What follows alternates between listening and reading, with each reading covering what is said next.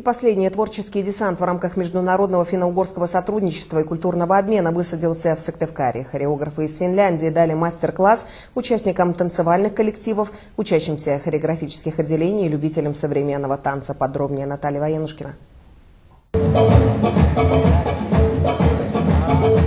Азы современной хореографии сегодня преподали и профессиональным танцорам, а также ученикам танцевальных коллективов столицы республики. И хотя мастер-класс занял совсем немного времени, профессор подошел к нему весьма серьезно.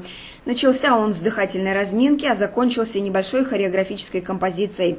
Сам маэстро Алпа Алтакоски находится в прекрасной физической форме и не преминул показать, как нужно правильно двигаться. Финские хореографы приехали в Сыктывкар в рамках международного финно-угорского сотрудничества и культурного обмена. Гости познакомятся не только с творческими коллективами республики, их потенциалом, но и сами расскажут об основных направлениях современных и финских бальных танцев.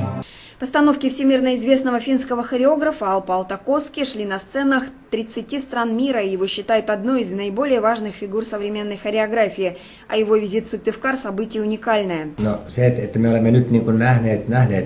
Мы попытались в очень короткий промежуток времени показать, как финскую танцевальную традицию перевели на современный лад. В основе финское танго, его танцует почти каждый житель нашей страны. Оно очень своеобразное, и чтобы традиция не осталась в музее, мы создали более современный его вариант. Гости побывали в Национальном музее, Национальной галерее и Финно-Угорском культурном центре России. Визит финского хореографа оказался как нельзя кстати для танцевальной труппы государственного ансамбля «Асия-Кыа».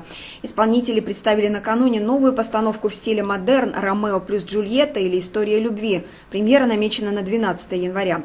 Как надеются представители творческих коллективов республики, визит в Коми финских коллег не станет последним и послужит налаживанию новых контактов. Наталья Военушкина, Андрей Иванов, Вести, Коми.